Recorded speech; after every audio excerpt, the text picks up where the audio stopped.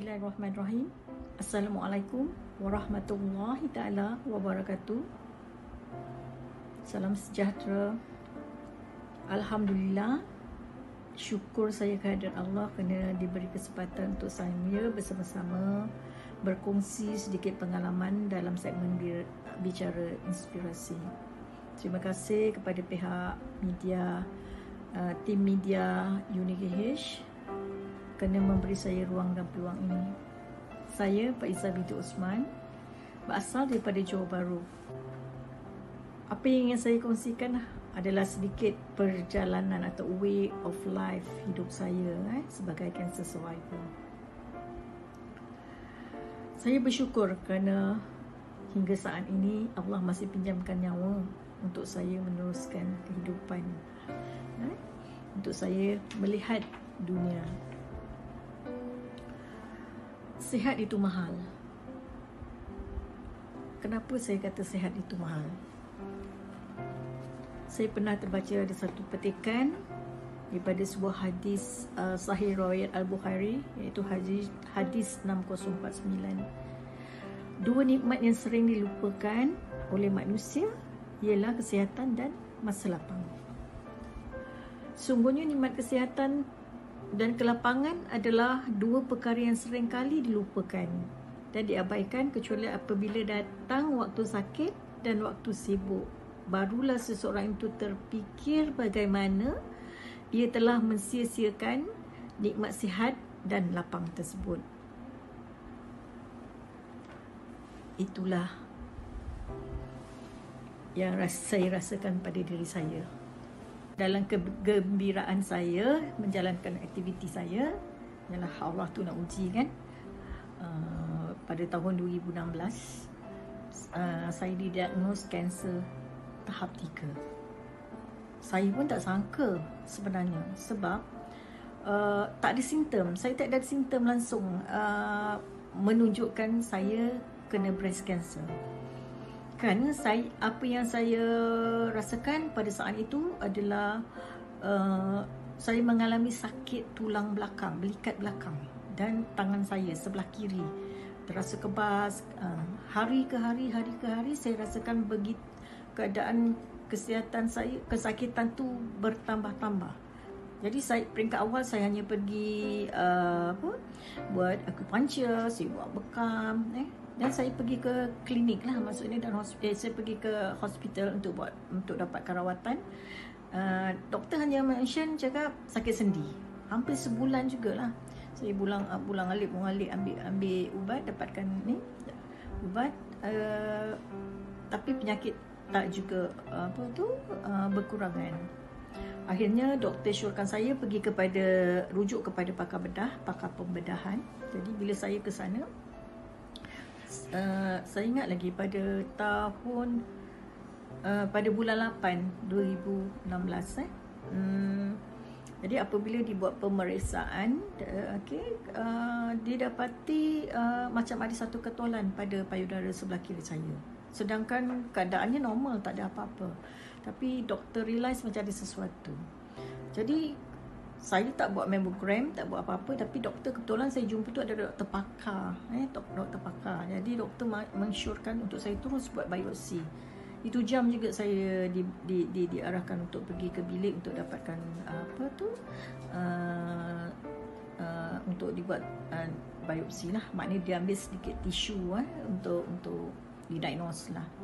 3 minggu selepas itu saya dipanggil untuk temu janji bersama suami, dan sebenarnya sepanjang 3 minggu tu memang berdebar-debar lah dalam saya, sibuk-sibuk, hulu gilir pun sebenarnya hati saya berdebar juga. Tapi hari yang dijanjikan, saya jumpa doktor, dan berita yang sebenarnya saya tak sangka sebenarnya sama sekali, sebab saya tak ada genetik yang mengidap kanser waktu itu. Jadi pada saya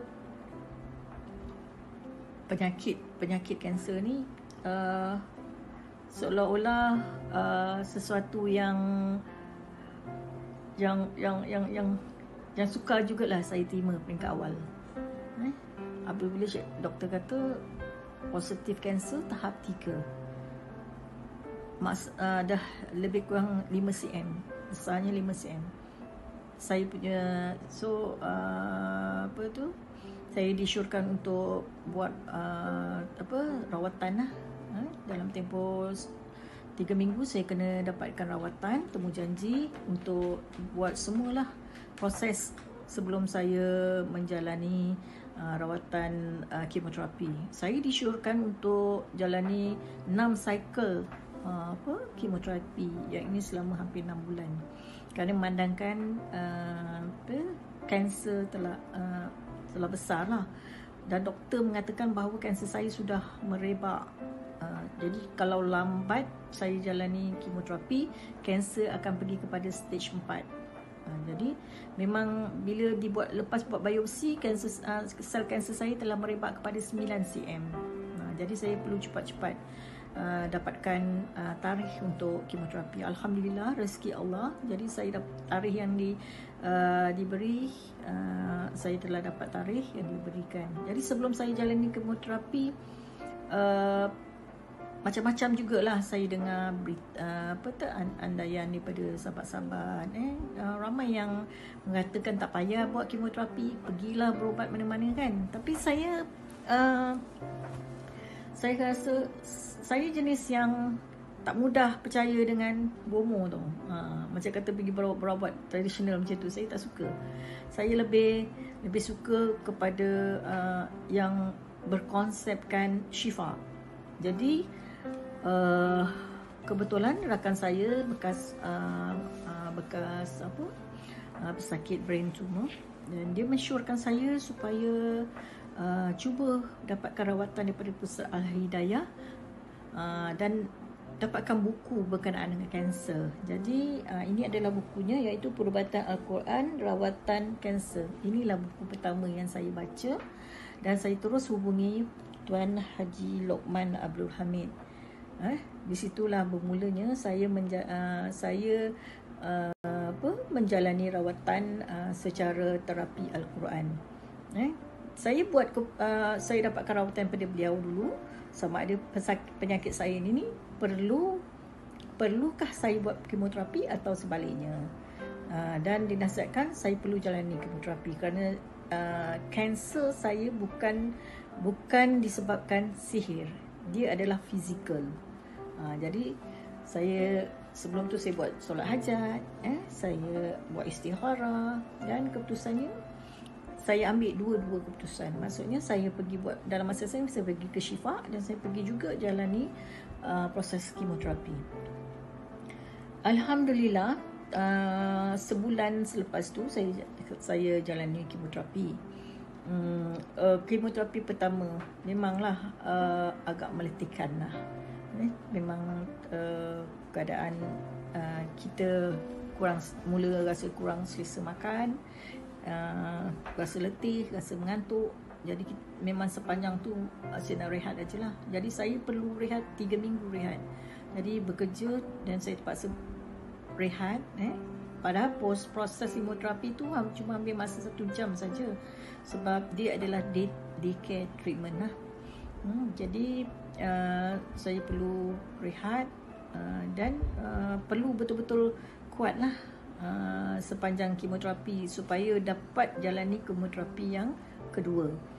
Jadi masa sebelum nak kedua tu akan dibuat ujian darah, sama ada darah kita cantik atau tidak untuk kita teruskan kemoterapi. Selalunya orang gagal pada sewaktu menjalani kemoterapi apabila keadaan darah tak cantik lah, rekod bacaan darah tu tak cantik.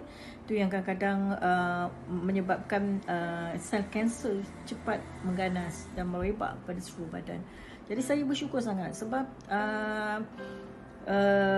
proses saya jalani kemoterapi daripada 1 cycle ke 1 cycle hinggalah ke 6 cycle berjalan dengan lancar. Kerana sepanjang kemoterapi saya tidak merasakan saya sakit. Saya jalani keadaan seperti biasa. Saya rehat seminggu, dan bila saya sihat sikit, saya pergi keluar. Masa saya masih ke pejabat, saya masih buat rutin saya yang biasa. Jadi dalam keadaan itu pun saya masih berjumpa dengan customer, sehingga customer tak tahu pun yang saya ni sakit. Sebab mental, sebab saya perlu kontrol saya punya mental supaya sentiasa berfikiran positif, sentiasa redha dengan segala ujian Allah. Jadi saya lalui hidup saya seperti biasa. Cuma kekangan tu taklah seaktif sebelum dulu, tapi saya tetap jalankan tanggungjawab saya. Saya masih boleh memasak, saya masih boleh macam-macam kerja lah, saya masih boleh buat lah. Cuma pekerjaan tu taklah sekuat sebelum saya sakit. Jadi saya jalan tu habis cycle yang ke-6. Memang sepanjang kemoterapi tu tak boleh makan, muntah, tak rasa apa pun nak makan. Jadi bayangkan masa kemoterapi kedua tu, bila keadaan selalunya tengok TV, keadaan rambut botak lah apalah kan. Jadi bila kena pada diri sendiri, bila mandi rambut gugur, lama-lama jadi botak. Jadi just imagine kan, bila kita hari-hari tiap-tiap pagi menghadap cermin, tengok dengan situasi diri kita yang macam tu. Jadi sampai tak sedih, memang sedih. Tetapi saya kena kuat. Selalu pagi-pagi saya tengok cermin, saya kata tak apa Faizah, insya-Allah rambut akan tukar baru, Allah akan gantikan rambut yang baru. Jadi kau mesti kuat dan sihat. Itu yang saya selalu motivate diri saya sendiri di hadapan cermin tiap-tiap pagi. Jadi tiap kali bermunajat, doa sepanjang rawatan, berzikir, kita kena amalkan banyak zikir-zikirullah, kita banyak kena solat tahajud, baca Al-Quran. Dan teringatlah masa 2 minggu selepas sakit tu, saya rajin ke majlis-majlis. Sepanjang sakit saya merajin ke majlis-majlis ilmu lah. Dan salah satu daripadanya saya suka mengamalkan khulasah. Ini adalah wirid-wirid dan doa. Khulasah Al-Madad An-Nabawi. Saya ada guru yang mengajar saya.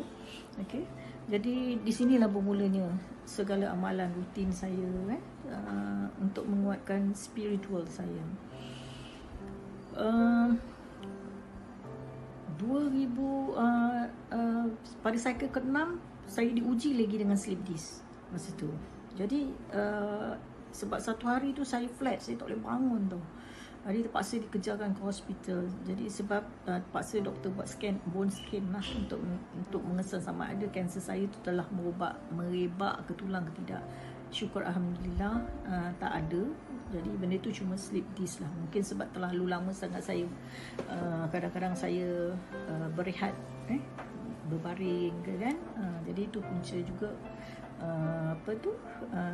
kesan pada tulang belakang saya. Dan mungkin kesan kemoterapi juga. Ialah sebab bila jalani kemoterapi ni, urat-urat dah semakin kecut. Jadi bayangkan bila tiap kali nak buat suntikan, doktor puaslah cari nurse ke cari saya punya urat-urat ni sampai dah habis lebam dah sampai tak ada tempat dah nak cucuk, nak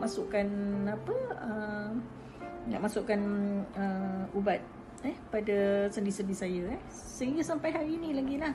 Sebab tu saya jadi takut pula nak ke hospital. Kalau sakit saya takut nak ke hospital sebab nanti memang dah tak ada urat dah nak masuk, nak cucuk mana tu dah susah lah. Memang akan lebam-lebam lah satu badan saya. Bila kena slip disc jadi bertambah-tambah lah saya punya ni. Tapi macam biasa saya tetap juga cuba bertahan. Jadi cuma untuk slip disc saya tu saya cuma jalani injection lah, buat injection untuk tahan, untuk bertahan saja. Saya tidak jalani rawatan untuk rawatan pada operation ke, kerana ia sangat membahayakan saya sebagai pesakit kanser sebab tulang-tulang dah agak rapuh kan, jadi tak sesuai. Jadi saya setelah habis kemoterapi, sebenarnya pada kemoterapi yang ketiga sebenarnya sel kanser tu dah tak ada dah. Bila doktor check dah hilang, dia kata dah tak ada. Tetapi doktor cakap benda ni takut relapse balik. Jadi terpaksa juga saya habiskan kemoterapi saya sampai ke 6 cycle, dan saya perlu jalani pembedahan.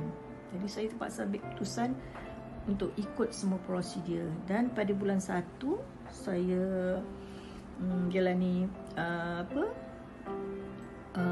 pembedahan pada 19 Januari, tak silap saya, tahun 2017.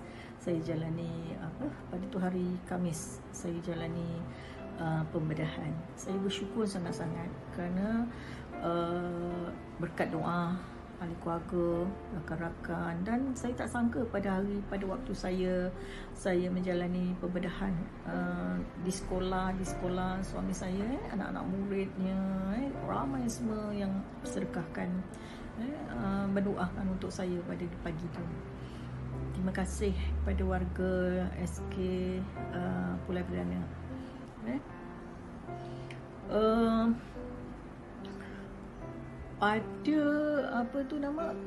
Selepas saya jalani tu 5 hari saya ditahan di hospital lah, di Keluang. Terpaksa transfer ke Keluang kerana di Johor Bahru masa tu waktu pembedahan semua kan hospital terbakar, jadi tak ada tempat untuk melakukan pembedahan. Jadi saya terpaksa dipindahkan ke Keluang. Jadi 5 hari saya menginap di Keluang.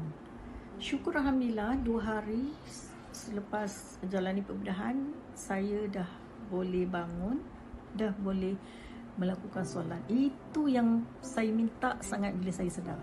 Sebab nikmat yang paling indah adalah bila kita dapat sujud, dapat berdoa pada Allah. Sebab ibarat apabila kita jalani pembedahan tu, kita dikumahkan sekejap, yalah beberapa jam, ibarat macam mati sebentar kan, sama ada kita hidup lagi ke tidak. Itu semua kerja Allah. Dan saya sendiri pun saya berdoa, saya memang dah redha bulat-bulat dah. Apa juga kemungkinan yang Allah bagi, saya dah redha dah. Dan saya dah maafkan semua orang waktu itu. Dah minta maaf, dah maafkan semua orang. Alhamdulillah, Allah masih sayang saya, masih bagi saya peluang untuk saya meneruskan hidup. Okey. Jadi waktu itu di usia saya 53 tahun sebenarnya saya didiagnose penyakit kanser. Selepas pembedahan 1 bulan saya rehat, dan saya perlu jalani radioterapi selama 15 hari. Dan selama 15 hari tu saya menginap di Yayasan Laksmana Laksmana ni lah, Tuku Jalil di Tampoi. Jadi bersama dengan pesakit-pesakit kanser. Apa yang saya dapat pelajari daripada rakan-rakan, sahabat-sahabat saya yang sama senasib dengan saya, ya Allah, itulah orang kata bila kita tengok atas kita rasa kita yang paling teruk, tapi bila kita pandang di bawah, ramai lagi pesakit-pesakit yang lagi teruk daripada kita. Dan saya bersyukur sangat-sangat kerana saya masih mampu untuk meneruskan hidup, menjalani rawat hidup seperti biasa. Jadi bayangkan, sepanjang saya sakit tu, saya masih boleh achieve saya punya target untuk pergi ke overseas. Habis saya terima 15 hari kemoterapi, 2 minggu selepas tu saya dah terbang ke Macau, dan lepas tu saya terbang ke Jepun. Jadi rakan-rakan pun macam terperanjat, macam mana saya boleh buat. Coba satu je tips saya, control your mind, kita feel positif, bersangka baik dengan Allah, dan kita buat kerja macam biasa. Sebab kalau kita fikir sakit, kita akan sentiasa sakit. Sebab tu kalau kita rasa malas, kita fikir kita malas, itu kita akan, benda tu akan efek pada tubuh badan kita tu, dan kita jadi lesu dan terus malas. Jadi selalu motivate diri seolah-olah kita tak sakit. Sebab tu saya kata sihat tu mahal, tapi kalau dah sakit tu lagi mahal. Sebab bila sakit memerlukan kos yang banyak untuk rawatan. Sekali kemoterapi makan 3,000, 4,000. Kalau kena jenis-jenis ubat yang tak berpersesuaian, itu paling minimum tau. Kalau tak makan 7-8,000 satu sekali ubat untuk kemoterapi. Berbeza kepada mengikut jenis-jenis penyakit kanser. sepanjang saya dalam rawatan tu hampir setahun lebih rawatan, ya Allah ya. Rawatan saya maksudnya tiap-tiap hari masa tu saya memang tak makan tak makan, dah tak adalah makan junk food ke, makan benda-benda yang heavy ke, even nasi pun makan banyak jugalah saya ikut pantang. Jadi saya terpaksa macam saya lebih kepada jus buah-buahan, yang mana saya amalkan buah beetroot, carrot dengan apple hijau. Tiga-tiga tu saya akan blend. Jadi hari-hari itulah saya minum pagi petang hampir setahun lebih. Saya punya rawatan. Itu yang mencantikkan saya punya keadaan darah saya. Memang buat saya agak segar lah bila saya minum fresh fruit macam tu kan. Di samping saya minum durian Belanda. Saya tak ada ambil ubat-ubat yang bercampur-campur ubat lah. Sedangkan ubat hospital pun satu hari nak kena telan pun dekat 33 biji.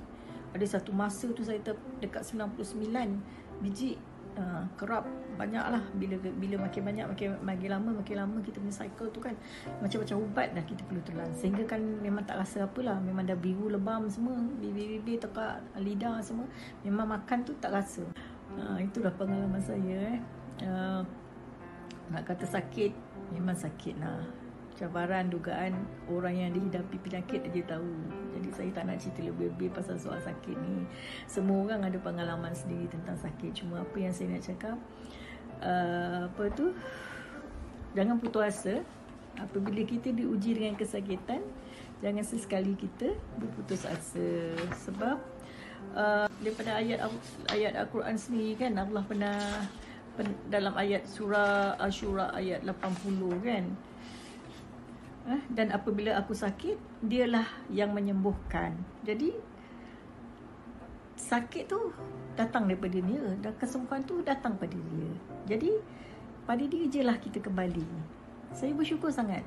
Nikmat sakit tu lebih banyak keindahannya. Sebab daripada sakit itulah membuatkan saya lebih dekat pada Allah. Saya lebih mengenali Allah. Saya lebih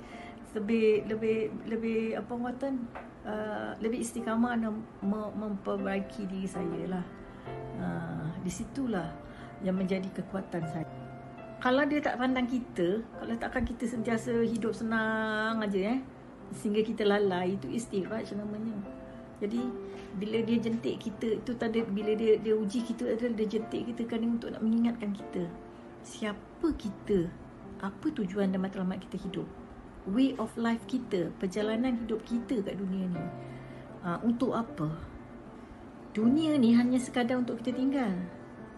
Dan dunia ni untuk kita tinggal sebenarnya, bukan untuk kita dunia untuk kita satu hari kita akan tinggalkan, maksudnya. Jadi dunia yang sementara ni lah. Jadi kita kenalah buat kebaikan demi kebaikan.